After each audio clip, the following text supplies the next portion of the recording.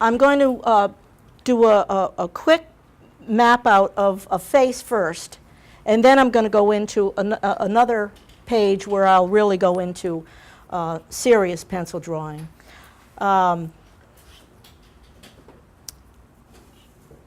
I'd like to mention, too, that there's a calendar of our activities in the Art Center and some more information about our shows in the park at the welcome table. And that's about it. I'm going to get started. First, I'm going to show you how many times I map out a portrait in pencil. This is the basic rule. Sometimes I start it this way, sometimes I just get right into it. I'm not as consistent as I should be. But the face is basically oval if you're just head on. It's oval, and the eyes are right in the center. It doesn't seem like it, but they are always right in the center. Then you put a line down the center for your nose and your mouth. And if the head is at a little angle, and you have a 3/4 like I'm going to be doing, it's almost 3/4 on, our model, by the way, is Guido Costa. His wife is a longtime member of the club. Thank you, Guido. And if you're doing a model, it's sort of 3/4. You would do the oval like that, and you would do, your straight line would be in an arc along with the chin, and the eyes would also be arced in the nose. But for now, I'm going to show you head on what to do, how to map out your face when it's straightforward. The nose, the bottom of the nose would be right in the center, right there. The mouth would be midway in between. Now that's just the fundamental makeup of a face. Some people have a very short divot area here. Some people have bigger chins. Indians tend to have shorter foreheads, so their eyes sit up a little higher in their skulls. Their orbit is a little higher. But on the average, this could get you started. Then when you want to put in your eyes, you put the whole orbit of the eye in to start off with. And get a little smaller for the eyeball. And the nose many times has a little bit of a downturn. And the mouth, you can put an oval in the mouth just to get started. Of course, all lips are different. Some are thick, some are thin, some just have a little slit. And with the lip, just put the little divot in, and you almost have your lip there. Once you get your positioning right, you stand back and make sure you don't have one eye high or low. Now, because I'm drawing in an awkward position, I'm going to be drawing off to the side, trying to let all of you have a good view of the paper. The angle might be such that I'm going to be a little off because I'm looking at the paper at an angle. When you draw, you should always have the paper completely perpendicular to your face. If you have it on a table like this, you're seeing a distorted view of your page, because once you get it could look beautiful like that once you get everything all drawn, and when you lift it up, it's all distorted. And especially if you draw like this, which a lot of people do, then when you lift it up, the eye is going up. I can see this eye is already going up because I'm drawing at an angle. So I'm going to try to correct myself as I go along by going right in front of it and double checking with Guido to see if I have his eyes in the right place. But this is in general the way you start. And of course your neck, depending on how fat it is right here. And if you have a high collar, you always use an ellipsis. You always use an ellipsis to get a general idea of a flat circle like that. And with the eye, once you get that eye started, you have to get the shape, the lids that are covering up that eyeball. And what I like to do is early on position the eyeballs. If they're looking at me, I want to make sure they're looking at me. There's nothing worse than having a portrait where one eye is going off a little bit. Even if your subject, the eye is off, unless it's a very it's part of her character she wants. I always like to correct that just a little bit. So anyways, that's the basic map of the face. And I just want to show you one little thing about creating an eye. Then I'm going to get into drawing Guido. I'm going to do this with a darker charcoal so that you can see better.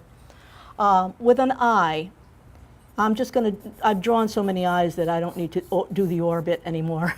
I can pretty much figure it out. But when you're doing an eye, There's, I forget what they call it, begins with a C. Don't forget this little part here.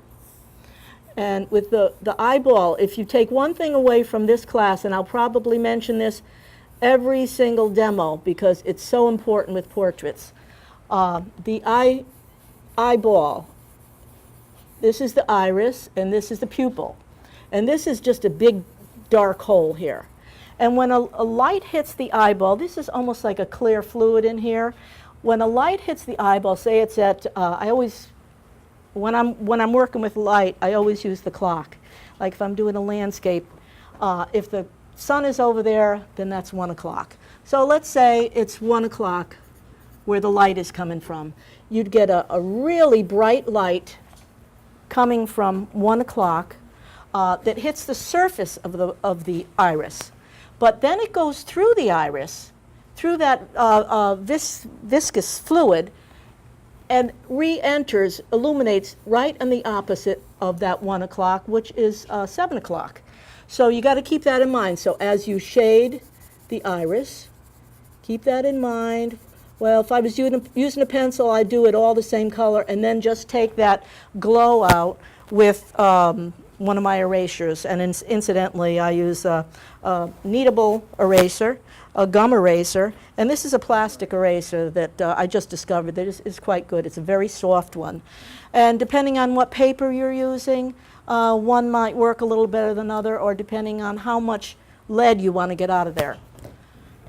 So I'm just going to finish this eye, and you're going to witness it come to life. Mainly because of that glow. I'll just keep shading and shading. Now this is going to be very rough and very quick. And many times, especially with a human eye, the light is in the form of a square because it's windowed light or it's light from a square source. I'm just using a dot just because I can. And usually there's a little darkness around the outside of the iris. Whether it's brown or blue, there's usually a dark outside, and many times there's some stripes going out like a sunburst from the iris, and you could reflect that. But right down the bottom here is that glow I was talking about. And if you're doing blue eyes, you can make the glow in a light blue, or you can actually use a different color. You can use a violet, a light violet, or even a pink. When I'm doing brown eyes, I use a smudge of orange, and it just jumps out. In cat's eyes, if you're making a cat's eyes green or yellow, just put a light smudge of yellow on the bottom. When I'm highlighting a color, I usually don't like to just add white to the color. I like to add another color because it seems to jump out. It's not so boring as adding white to blue. If you were doing a lighter shade of, say, somebody's blue jacket, you could use a pink or a lavender and put white with it. But see how that glow picks up there? It makes it look like it's alive. It looks like a real eye. And you always make a little shadow on the white. The white should never be completely white. It should be a little bit gray. Make a little shadow on this. And you make the lid and the eyelashes. And that's your basic eye. If you want to get, if your subject is large enough, you can make the inside of the bottom lid and put the eyelashes out from that. But that's in general how you do an eye to look realistic. Okay, now it's 10 after according to that clock, and about 3:30 we're going to take a break, and you can come up, 5-minute break, you can come up and stretch your legs and take a look at some of my unfinished paintings. You might get some hints on how to do things in different stages. There's pastel, charcoal, and pencil up here. So Guido, you ready? Ready? Okay, let's see. That looks about good. Okay, I'm going to start with an HB pencil. This is 3B. Where is my HB? Well,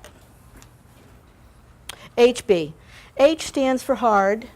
The higher the number, the harder it is. B stands for black. The higher the number, the black it is, the softer the lead. It's actually, no pencils are lead. They're all graphite. But I'm going to start with an HB because it's a little easier to erase, and I don't want to commit to shapes in the beginning. I'm going to start with the outside of his face to get a general feel of the shape, but that doesn't get committed until later on, until I get the features done. So if you're drawing along with me, do everything lightly. Even though pencil is erasable, it still leaves some marks, especially if you press too hard. And once you really have everything in the right place, the eyes right and the nose and the mouth, then you can start really having fun. The rough part is positioning everything and getting it in the right place. So I'm going to start with the oval of Guido's face. Now, I'm not even sure what the content of this paper is. It was in my stash in my studio, and it was big enough for this demonstration. I didn't go out and buy anything. So I'm hoping it's erasable enough. It had no labels on it, but it has some kind of a crop mark that looks like it's an expensive paper. But we'll see.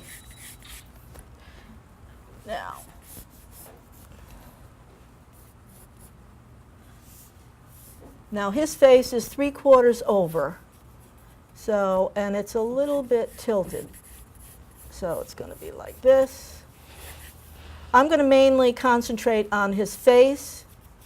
I'm not going to have much room left over for his clothes, because I want to be able to draw this big enough so that you can see it. My main goal here is for you to be able to see what I'm doing. I'll make the lines as dark as I dare ahead of time. Now his eyes are there. Oh, this is another little trick. To get angles, now I'm putting this pencil right where his eyes are, both eyes, and I see this just a little angle. So now I see what the angle is. It's like this. Just a little, and this face, that's about right, I guess.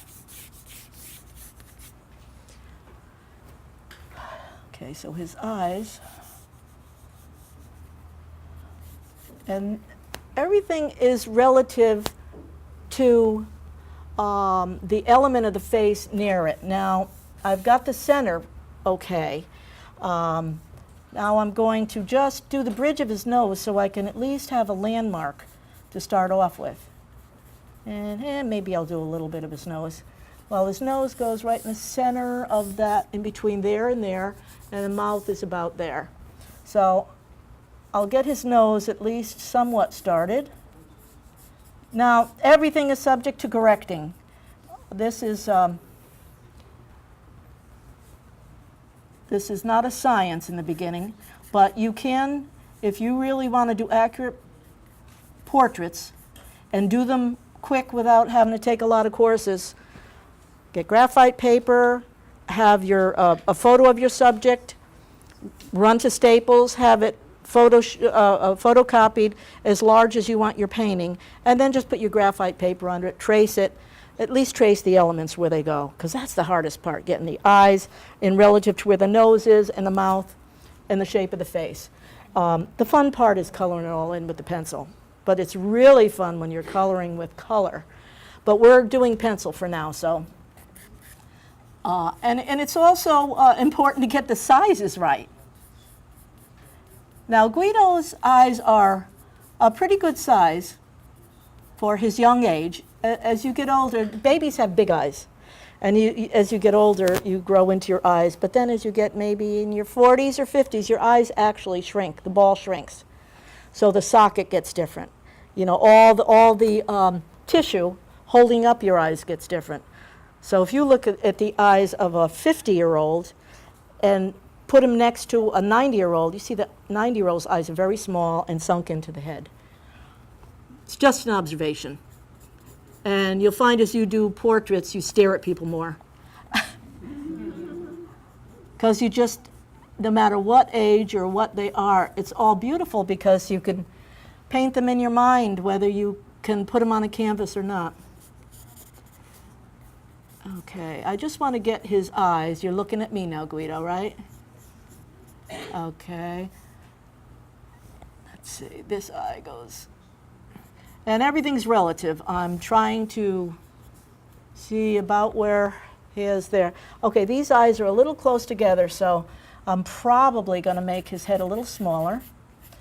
I'm doing a little plastic surgery on you, Guido. Vito is really confusing me. We have a new member, Vito, and I mix up their names all the time. They rhyme. Okay, I think that's going to be all right. And the mouth is about there. And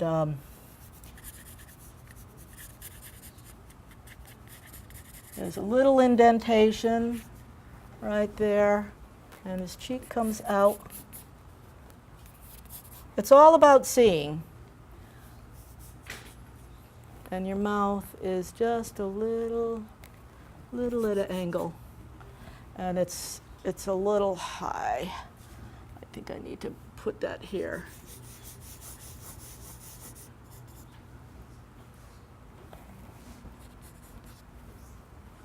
Okay. Let me get the shape of his face a little better now. Not that I'm going to commit, but I just want to get it a little better. I need more landmarks in his face. I always seem to gravitate towards the kneadable eraser. And incidentally, these come in a square. They get dirty real fast, but all you have to do is this, and this is probably about 5, 6 years old. Cleans it right up. I don't know where the dirt goes, disappears. I wish I could have something like this for my laundry. Oops, I want my HB. Okay. As we get farther along, I will use the HB. I'll use a higher B pencil to get darker lines.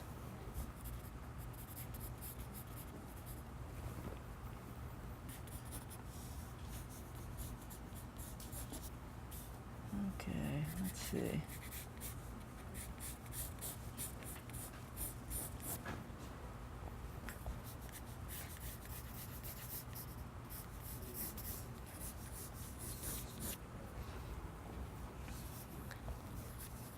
See that part of yours is about like this. See, it's all angles. It's everything is relative to what is near it. Now the eyebrow. Can everybody see so far? Can you see back there? I know this is a little light, but I'll be darkening it as soon as I'm confident that I've got things in the right places. Okay. I think this has got to come out a little further.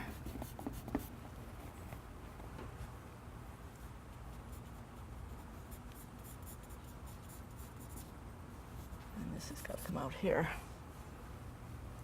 And you got a nice chin line there. I may have to raise one eye here, I'm not sure.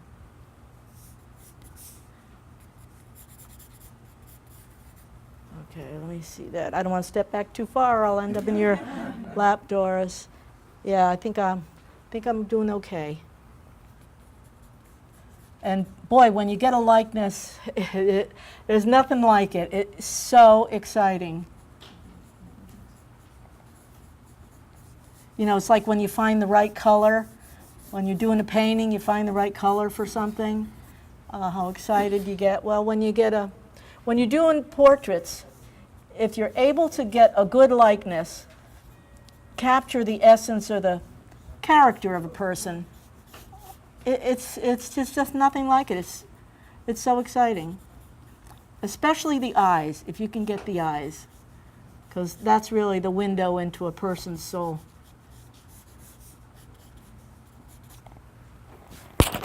Yep, I think he's coming along okay. I say modestly. But I hate it when they don't. Okay. And it's all about erasing. If anybody wants to borrow a piece of my eraser, you're welcome to. Am I hearing an echo back there? Okay. Now, I think I got to move that eye. I don't know.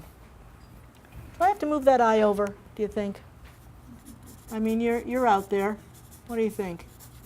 Let me get a little bit of shadow here so we can get a little. Maybe I'll just make his eye shorter. I think I'll leave it like that and see what happens. I think I'll do your hair at the top so I can get a little more of landmarks here.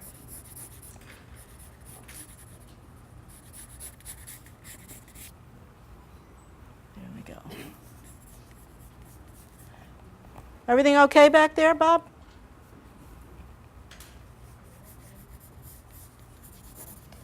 Okay. Get a cute little bouffant there going on.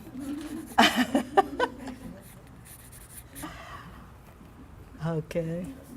Let's see, this comes up like this. All right. I think I need a little more of a landmark here because I'm not sure if your ear is level with your eyeball. Level with the eyeball.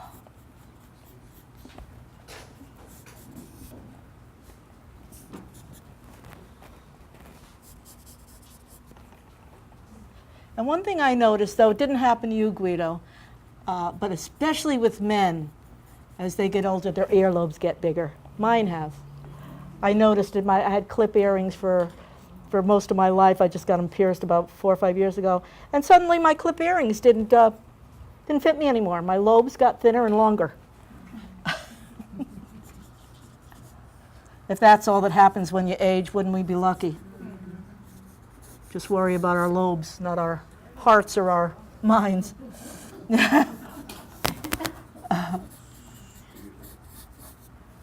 Okay. All right. I think I'm having fun now. Yep. Having fun now.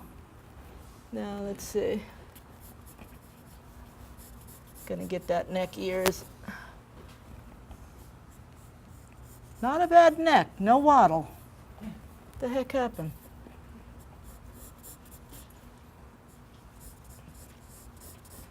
Let's see, it goes a little.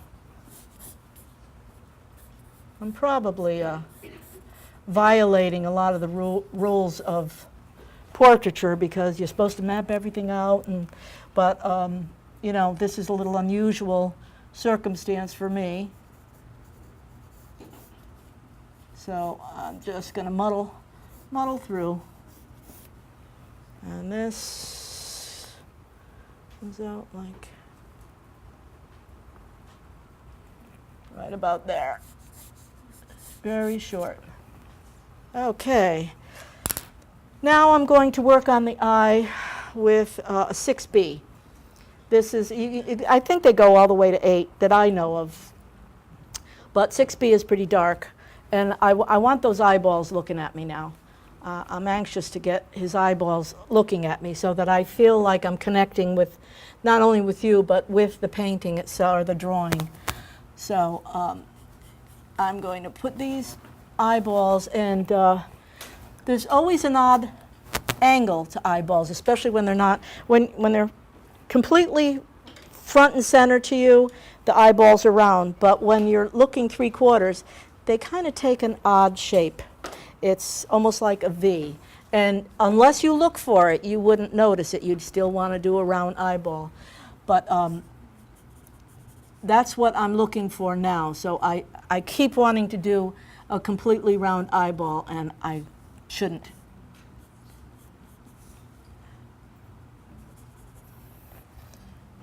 Okay.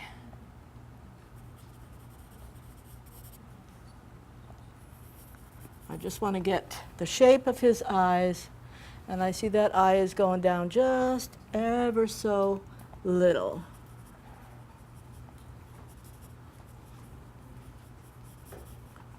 I think I have too much eye here. Cut that down. And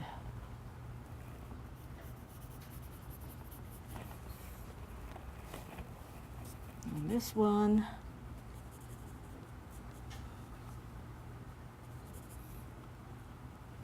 Got a good face, Guido.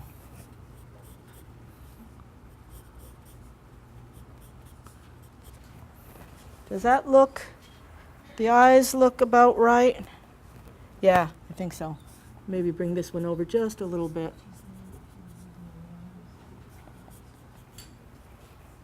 Okay. Now, Guido's got really dark eyes. From what I can see, they look almost black. But my eyes aren't as good as they used to be, so I'm sure they're brown. I'm going to put the iris in. I mean the pupil. And although I have a light overhead and I can see 3 little dots that would be imperceptible if I put it in a drawing, I'm just going to make I'll just make a circle right there. And that's probably about 2 o'clock. And I'm going to at least get one eye so that I can get excited. The eyes are the thing that excites me most about a portrait.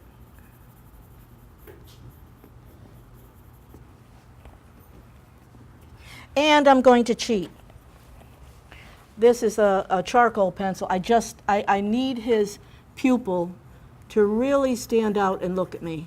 And it doesn't want to go on top of pencil because graphite is very slippery, but I'm getting a little bit of there on. So I'm going to make them a little darker because his eyes are so dark.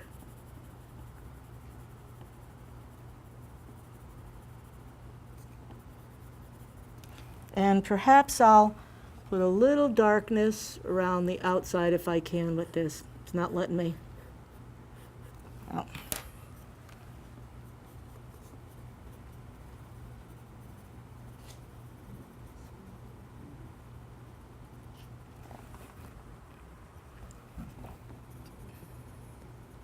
Now, when you're doing, once you get a lot of your darks laid in and you want some subtle shading, that's when you can use your fingers for some shading, but I prefer not to. But that's when you can go to the harder pencils and do either lines, very fine lines, or crosshatch. Crosshatch just means what it sounds like, crisscrossing lines. Do strokes one way and then do strokes the opposite way. But just for the demonstration's sake, I'm just going to do whatever strokes that help me to convey to you in the audience at a distance what I'm doing. Now, like I said before, with an eye, it should never be completely white. The only thing that should be completely white in this drawing is maybe a shine on his nose, a few whiskers, and the glisten in his eye. In a few minutes, we're going to take a little break, and you could come up and see what I've done so far, which is not much, but we'll get moving along pretty soon after this. How do you handle the white beard and whiskers? I'll tell you when I get there. You really have to map it out. Well, with white, it's hard to map it out. It's more of, you know, if it was a dark beard, you would use the side of your pencil, get it all darkened first, erase where you want the highlights, the light parts, and then put in here by here if you really want to get to detail. And since he's a man, he really doesn't have, you know, upper eyelashes, but he does have a little bit of, a little bit showing on the bottom. He's got some really beautiful smile lines over here. For women, we call them wrinkles.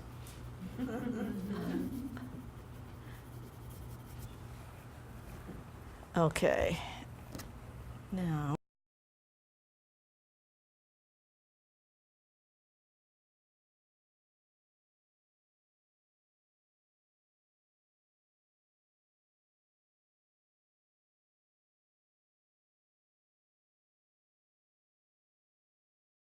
The light that's shining on the surface of the eyeball should be crisp and not a smudge. But this light down the bottom should just be a vague smudge. We're going to take a little break. You've got 5 minutes to come up and just mosey around if you want, or go back and look at the art back there. We have 6 rooms of art, hundreds of paintings. By the Sebastian River Art Club, and we have our work changes monthly or every other month, and we have special exhibits in the 2 front galleries. And if you have any questions, I'll be happy to answer them for you in the next 5 minutes. Thanks, Guido. If you want to get up and move around. Where's my 6B? HB, 6B. Okay, those are my drawers. Whoops. And then one here is different, putting it on the. Okay. All right, you ready? What number pencil did you say you were using on the eyes, Judy? They're just a little, okay, like that. Down a little bit. Okay, stop. Let's see. I think that's about right. Okay, moving on. Now I'm going to do the other eye. This way, both eyes are going to be looking at me, and it'll be exciting. Okay, I'm going to do this eye also. My eyes are starting to... My eyes are different all day long. I have to change glasses all the time. Don't ask me why. Are they the same prescription? They're not prescriptions. I have those at home. They don't work. They make me dizzy. So I have over-the-counters that I take on and off and hope for the best. Okay. First of all, I'm going to put the dot. You want the dot in the exact same place in both eyes.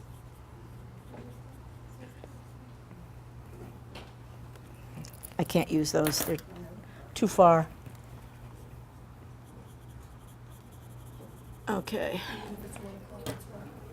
Yep. If it's 1 o'clock in one eye, it's 1 o'clock in the other. I'm going to be a little smarter. This way, just here with your head, just a little bit this way. Go that way, just to here. Just to here, a little more. Okay, just like that. That's it? Yep, yep. Okay.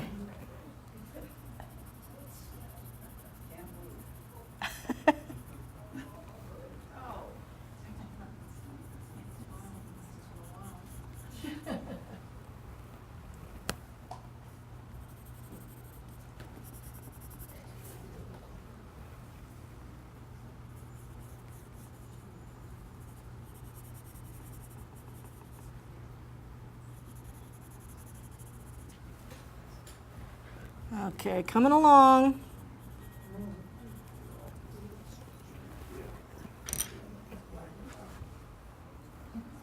Okay. I think that eye's got to be made a little smaller. This is the problem. You know, correcting.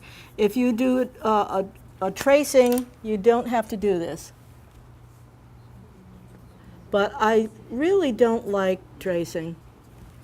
I thought good artists aren't supposed to trace. Artists that make a lot of money do whatever they have to do to get the job done and get the customer happy. Right. You know, I hear that all the time. Oh, you shouldn't do this, you shouldn't do that, blah, blah. I'm not an artist that, you know, makes a lot of money every year. I don't have to support myself. But those who do have to support themselves do whatever they have to do to make the end product palatable for the public. So if one of my favorite artists, Lou Bonamart, was my favorite watercolor artist for years up in Connecticut. And the first workshop I took from him, it looked like he had just drawn everything and not lifted his pencil off the paper. And I said, "Oh my God, Lou, you are an excellent drawer." He said, "Oh, I traced everything." So, but he's very famous. If you go on the internet, he's very famous, but he does ships. You can't do ships freehand. You can't do a marina freehand. You'd have everything all messed up unless you're an impressionist. He's an exact watercolor artist. Lou Bonamart, Loubonamarte. He is probably in Mystic or Niantic now. Yeah, Mystic or Niantic. Yeah, but he used to teach a class in Madison, and I lived in Clinton, which is the next town over.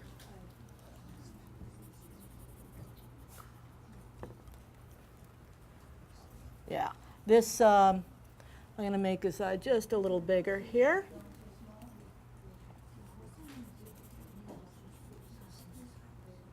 But there is one rule I think I do have to mention, and I've heard it over and over again. Oh, you shouldn't be drawing from people who are not artists. Oh, you shouldn't be drawing from a picture, you should draw from your head. No. You learn bad habits if you draw from your head. You should always copy something you see, a model, a photo of something. If you, especially beginner, if you start drawing from your head, you develop bad habits and it gets ingrained in your mind. You can't undo it. It's very hard to undo. No matter how many classes you take, you still want to go back to drawing the way you drew. So you should always have, especially if you're drawing something that reflects light. You can't make it up. You have to see where your light source is and see where it hits the unusually shaped objects that are either the face or in nature. If you're an impressionist or an abstract artist, you know, you don't have to concentrate on that. Not to diminish, you know, the talent that it takes to do that type of work.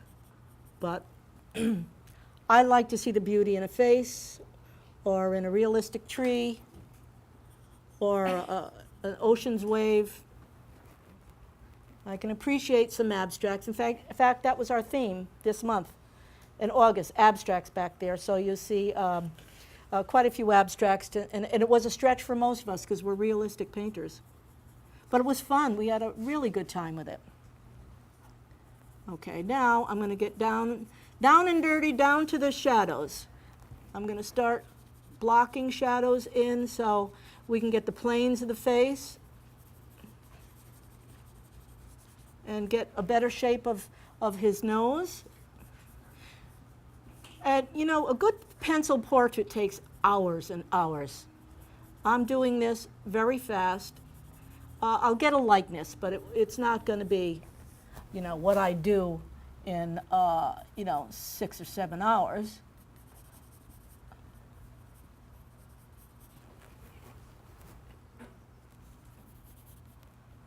Okay. I see I've got this a little too high here.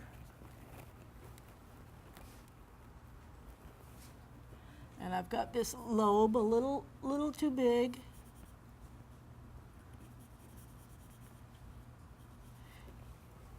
When I first took a workshop from this guy, Christopher Zhang, excellent oil painter, portraitist.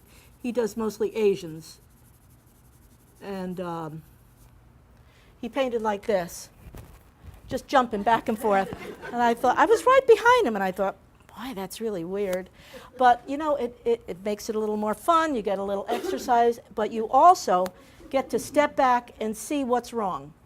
Especially when you're dealing with colors. You're splashing color on, and if you're not doing everything exact. He was half impressionist and half realistic.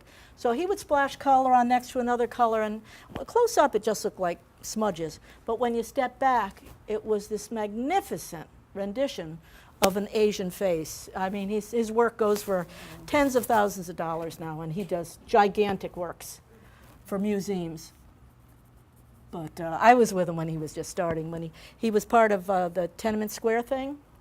And he came over to America afterwards and just blew into town and blew everybody away in Niantic, I believe, New London, which incidentally is a really nice little art town now. It was a dump, but the artists took it over, and man, what a town they made.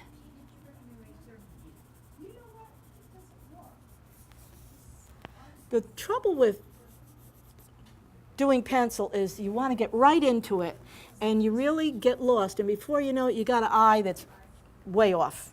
So you have to, with pencil, it's a very easy medium to sit at a table and just relax and watch TV or listen to music and look at your reference.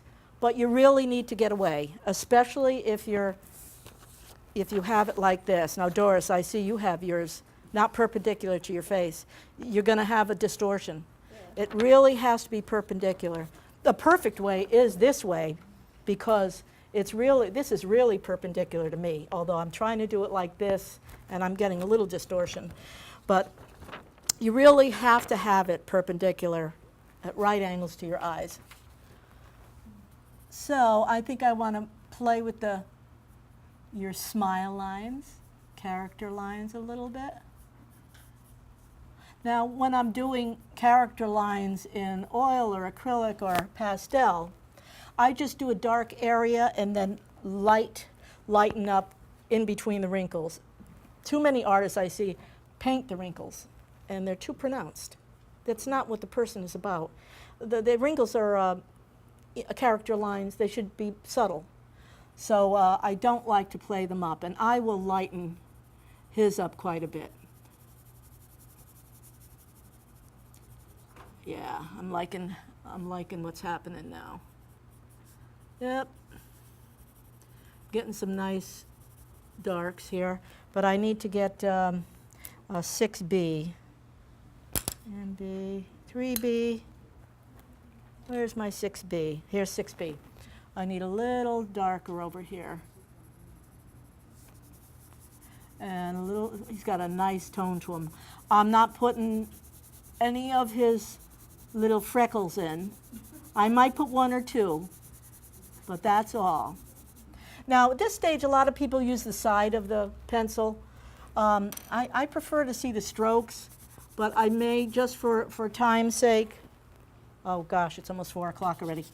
I guess for time's sake, I'm going to use this handy little thing. I don't know where I got it. I found it in my stash. But the whole thing is a pencil. And I'm going to shade with the whole side. This time went by so fast, folks. I'm sorry. I thought I'd get farther along. But I hope you've learned a little bit, at least about the eyes.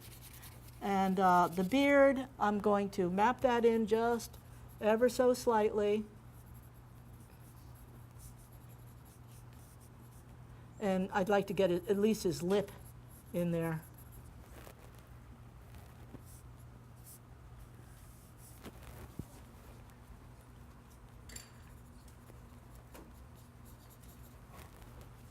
Can't believe this time went by so fast.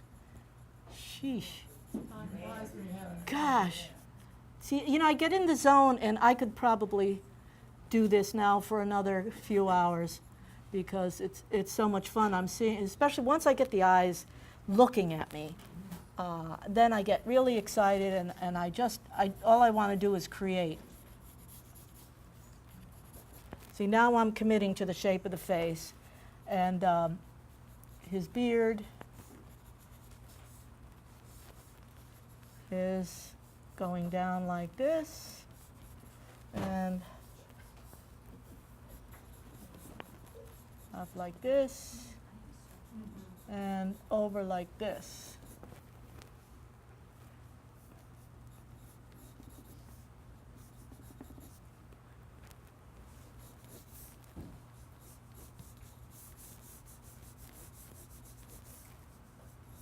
Now, I'm getting a little sloppy now because I'm trying to hurry, but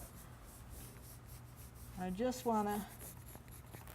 Now, since his hair is white, if I was doing a professional portrait of somebody, I'd probably darken the background just to highlight his white hair, because then there'll be a little more contrast. You always have to think of contrast. So all this would be dark, all on the outside, just to silhouette his head. And I'd fade it out as it comes down here. And as for his clothes, this would just almost be an afterthought here. This would be a very soft, and I might even lose some lines even in his face. Just a little lost line here and there sometimes gives it a little more interest. And as you erase your beginning sketches, starts taking on a little more personality.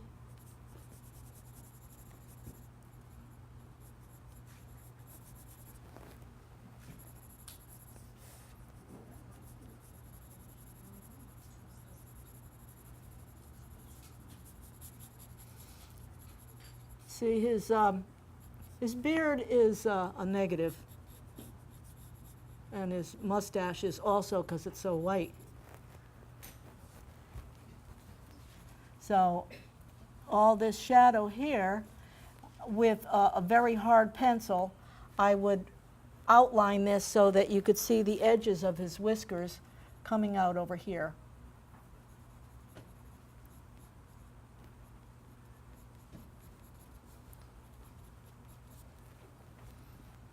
And his lips would be very smooth so as not to look like they're part of the whiskers. Everything would be very smooth. And it's a very, if you look at, one thing I do when I'm doing a portrait, I look at where all the darkest of the darks are. Something that I would consider black. What I'd consider black is his lip right here, the eyeballs, under the nose, the ear.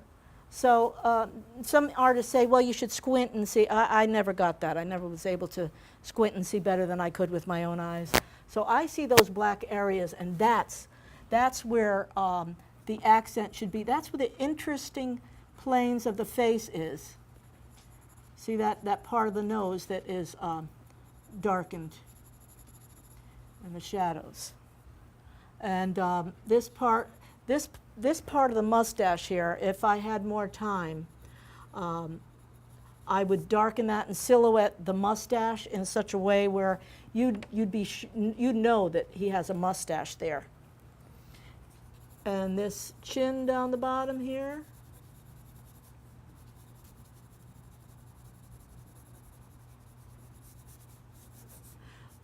And also look at the lightest of the lights. The lightest of the lights are, if I darkened his nose a little bit, that would be right here, right there.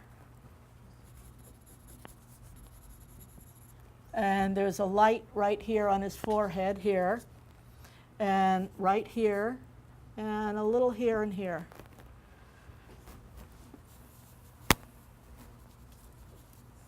And the edge of his mouth has a tiny little downturn to it.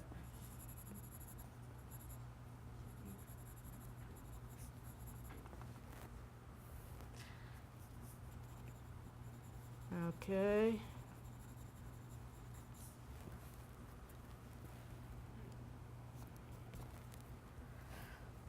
I'm running just a little over. Oh, I'll give you 5 more minutes.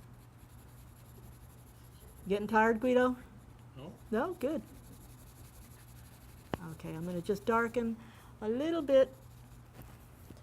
And see, this is where I would definitely darken the whole outside, because I'd have the little wisps of his beard that's showing right there. I'd have that highlighted, because that's an interesting part of him. And I wish you hadn't shaved so closely, because you'd be able to see the beard a little better. I just may have you for a model again, because your face is, I'd love to have you sit when I'm doing color, because you've got great color in your face.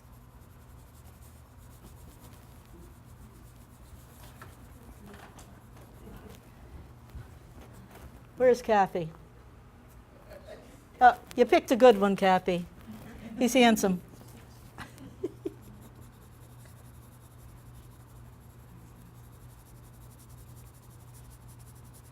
And if you notice, there's a highlight right at the edge of his lips that I could probably get by doing this. There.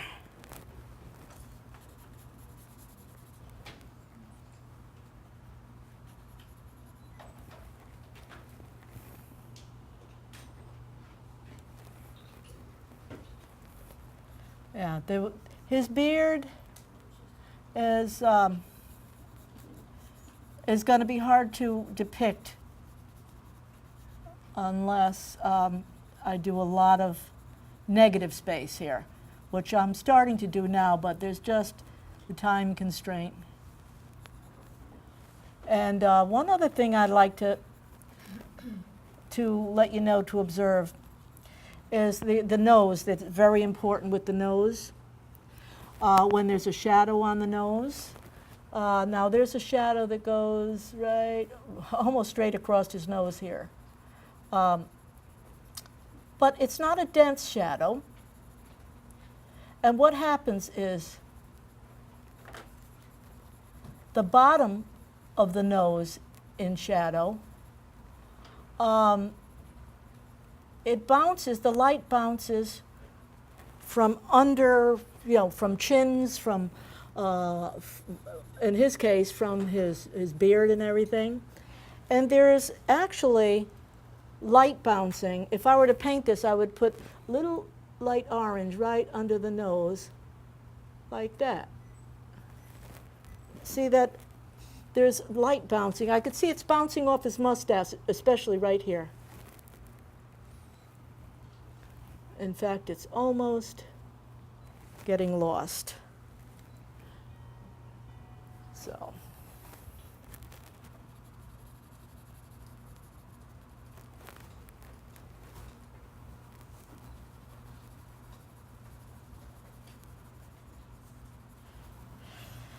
So anyway, now I'm using the 6B pencil, and it's just a matter of filling in more of the darks to get his beard to stand out.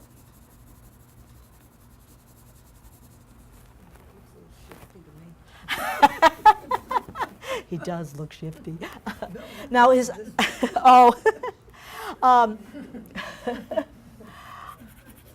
now without the forehead being actually filled in nicely,